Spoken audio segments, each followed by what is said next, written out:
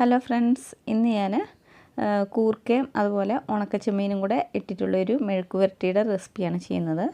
അപ്പോൾ ഇതെങ്ങനെയാണ് തയ്യാറാക്കുന്നത് നോക്കാം. അതിന് മുന്നേ ആദ്യമായിട്ട് എൻ്റെ ചാനൽ കാണുന്നവരുണ്ടെങ്കിൽ ഒന്ന് സബ്സ്ക്രൈബും കൂടെ ചെയ്തിട്ട് സപ്പോർട്ട് ചെയ്യണേ. അപ്പോൾ നമുക്ക് വീഡിയോയിലോട്ട് പോകാം. അപ്പോൾ കൂർക്ക ഉലർത്തിയത് ഉണ്ടാക്കാൻ വേണ്ടി ഇതിലേക്ക് എന്തൊക്കെ വേണമെന്ന് ആദ്യം നമുക്ക് നോക്കാം. ഞാനിപ്പോൾ ഇവിടെ ഒരു 1/2 കിലോ കൂർക്ക അതിൻ്റെ തൊലിയൊക്കെ കളഞ്ഞിട്ട് കഴുകി ക്ലീനാക്കി എടുത്ത് വെച്ചിട്ടുണ്ട്. പിന്നെ ഇതിലേക്ക് വേണ്ടത് ഉണക്കച്ചെമ്മീനാണ്.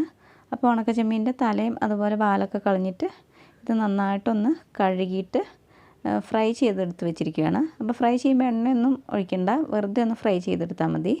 ഇതൊരു 1/2 കപ്പുണ്ട്. പിന്നെ ഇതിലേക്ക് വേണ്ടത് ചെറിയുള്ളിയാണ്. അപ്പോൾ ചെറിയുള്ളി ഞാനൊരു 15 എണ്ണം എടുത്തിട്ടുണ്ട്. അപ്പം സവാളയാണ് എടുക്കുന്നതെങ്കിൽ ഒരെണ്ണം എടുത്താൽ മതി. പിന്നെ ഇതിലേക്കൊരു 6 വെളുത്തുള്ളിയുടെ അല്ലി ഞാൻ തൊണ്ടോടുകൂടെ തന്നെ ഒന്ന് ചതച്ചെടുത്ത് വെച്ചിട്ടുണ്ട്. അപ്പോൾ അത് നമ്മൾ തൊണ്ടോടുകൂടെ തന്നെ ചതയ്ക്കണം കേട്ടോ, അപ്പോഴാണ് കൂടുതൽ ടേസ്റ്റ് കിട്ടുന്നത്. പിന്നെ ഇതിലേക്കൊരു 1/4 കപ്പ് തേങ്ങാക്കൊത്ത് എടുത്തിട്ടുണ്ട്. അതുപോലെ ഒരു 1.5 ടേബിൾ സ്പൂൺ ഇടിച്ച മുളകും കൂടി എടുത്തിട്ടുണ്ട്. ഇനി നമുക്ക് കറി ഉണ്ടാക്കാൻ തുടങ്ങാം. അപ്പോൾ ഞാനൊരു പാൻ അടുപ്പത്ത് വെച്ച് കൊടുത്തിട്ടുണ്ട്. ഇതിലേക്ക് ഇനി നമുക്ക് വെളിച്ചെണ്ണ ഒഴിച്ചു കൊടുക്കാം. എണ്ണയൊന്ന് ചൂടായി വരുമ്പോഴേക്കും കടുക് ഇട്ട് കൊടുക്കാം. ഇപ്പോൾ നമ്മുടെ കടുകൊക്കെ പൊട്ടി തുടങ്ങിയിട്ടുണ്ട്.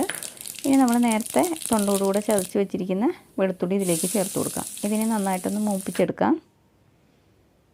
അതിന് ശേഷം എടുത്ത് വെച്ചിരിക്കുന്ന ചെറിയുള്ളിയും കുറച്ച് കറിവേപ്പിലയും കൂടി ഇട്ട് കൊടുത്തിട്ട് ഇത് നന്നായിട്ടൊന്ന് വഴറ്റിയെടുക്കാം. അപ്പോൾ നമുക്കിതിലേക്ക് കുറച്ച് ഉപ്പും കൂടി ഇട്ട് കൊടുക്കാം.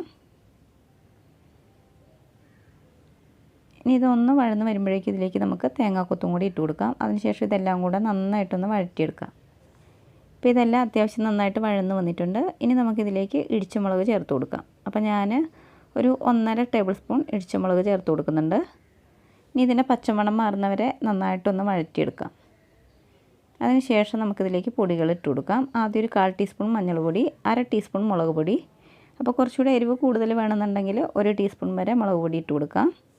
പിന്നെ 1 ടീസ്പൂൺ മീറ്റ് മസാല, നമ്മൾ സാധാരണ ബീഫിനൊക്കെ എടുക്കുന്ന മസാലയാണ് ചേർത്ത് കൊടുത്തിരിക്കുന്നത്.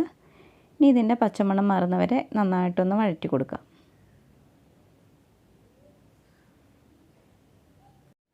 ഇനി നമുക്കിതിലേക്ക് കഴുകി ക്ലീനാക്കി വെച്ചിരിക്കുന്ന കൂർക്ക ഇട്ട് കൊടുക്കാം. അതിനുശേഷം ഇതെല്ലാം കൂടെ നന്നായിട്ടൊന്ന് മിക്സ് ചെയ്തെടുക്കാം. ഇനി ഇത് വേവാൻ ആവശ്യമായിട്ടുള്ള വെള്ളം ഇതിലേക്ക് ഒഴിച്ചു കൊടുക്കാം. ഇതിന് നമുക്ക് അടച്ചു വെച്ചിട്ട് ഒന്ന് വേവിച്ചെടുക്കാം. അപ്പോൾ ഇടയ്ക്ക് ഇതൊന്ന് തുറന്ന് നോക്കിയിട്ട് ഇളക്കി കൊടുക്കണം.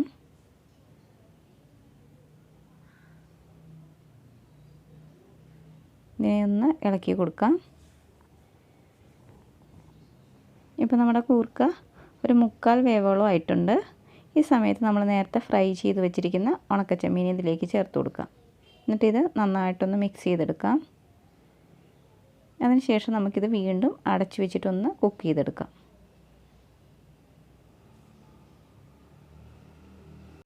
ഇതിനി വീണ്ടും ഒന്നുകൂടി ഒന്ന് തുറന്ന് നോക്കാം. അപ്പോൾ ഞാൻ ഇടയ്ക്കൊക്കെ തുറന്ന് ഇളക്കി കൊടുക്കുന്നുണ്ടായിരുന്നു. ഇപ്പോൾ നമ്മുടെ കൂർക്കയിലെ വെള്ളമൊക്കെ അത്യാവശ്യം നന്നായിട്ടൊന്ന് വറ്റി വന്നിട്ടുണ്ട്. അതുപോലെ കൂർക്ക നന്നായിട്ട് വെന്തും കിട്ടിയിട്ടുണ്ട്. ഇനി നമുക്ക് അവസാനം ഇതിലേക്കൊരു 1/2 ടീസ്പൂൺ ഗരം മസാല പൗഡർ ഇട്ട് കൊടുക്കാം. എന്നിട്ട് ഇത് നന്നായിട്ടൊന്ന് മിക്സാക്കി കൊടുക്കാം.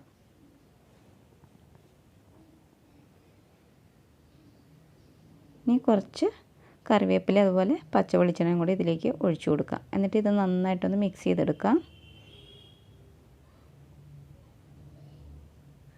ഇപ്പോൾ നമ്മുടെ അടിപൊളി ടേസ്റ്റുള്ള കൂർക്ക ഉലർത്തിയത് ഇവിടെ റെഡി ആയിട്ടുണ്ട്. ഇനി നമുക്ക് തീ ഓഫ് ചെയ്തിട്ട് അടച്ചു വയ്ക്കാം.